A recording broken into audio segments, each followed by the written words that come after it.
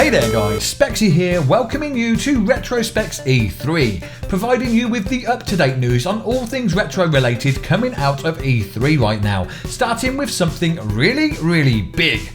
Well actually it's rather small really, the War of the Minis. Now obviously over recent years we've seen a trend for retro consoles re-emerging in a miniaturised form.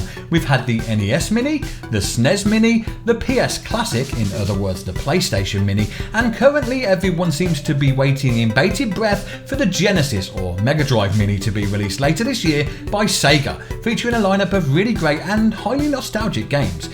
But could this year's E3 provide us with any other mini consoles, like maybe that rumoured N64 Mini? Well, sadly there's still no sign of that elusive Nintendo console coming out just yet, though our fingers are still crossed that we may hear something about that soon. However, there was a recent shock announcement from Konami yesterday, who have amazed us all with their talk of the new TurboGrafx 16 Mini. Yes, that's right, the PC Engine, released by Hudson Soft in Japan way back in 1987 and in the US as the TurboGrafx 16 in 1990, is getting a new lease of life in a cute and cuddly form factor thanks to those wonderful people at Konami. Now I don't know about you guys, but this excites me way more than the Genesis Mini ever could, and for a couple of very good reasons.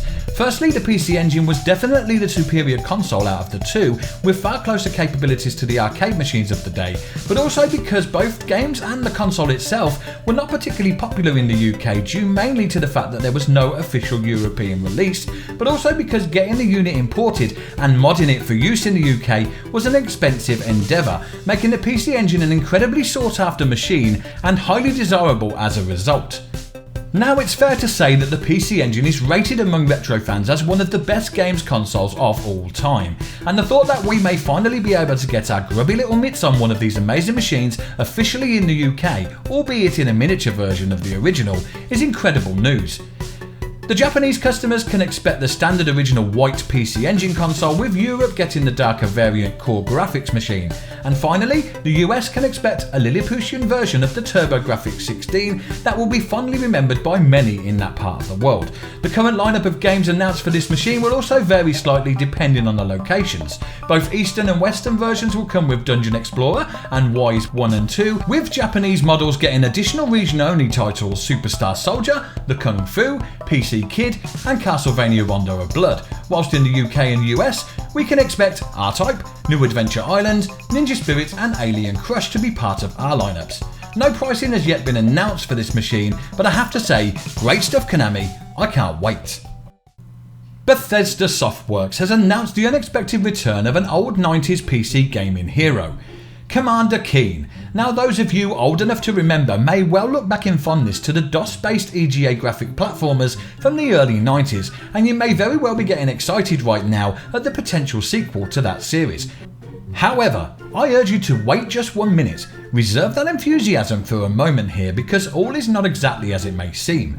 This time around we have two Commander Keens, Billy and his sister Billy, spelt with a Y and an IE.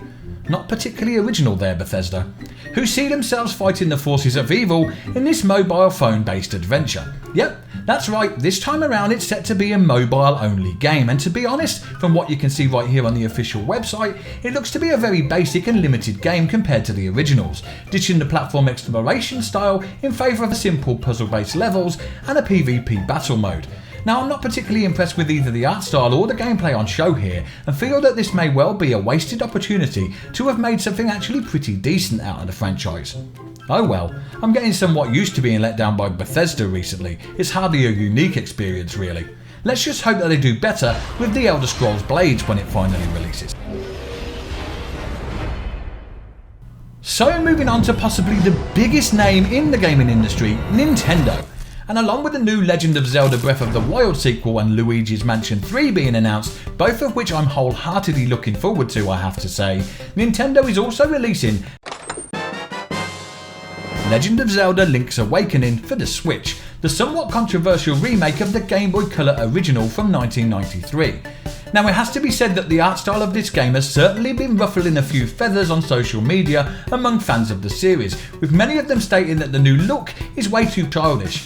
Though with so many Zelda games being released since then, it's easy to forget that the original graphics were produced by the Game Boy Color and actually relatively simple and cute even back then, so I personally don't see much of a problem here with the new art style and all.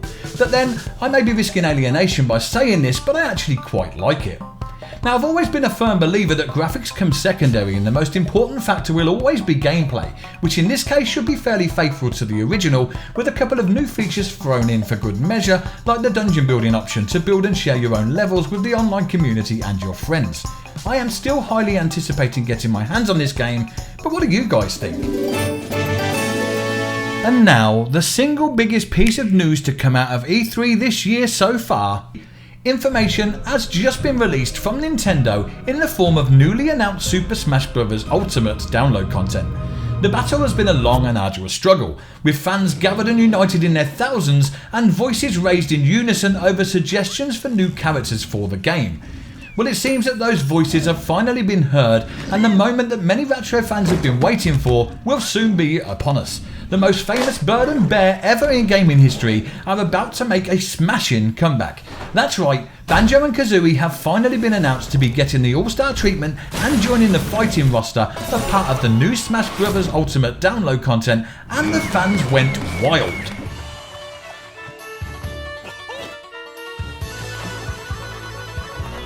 I have to admit though, they do look pretty damn awesome.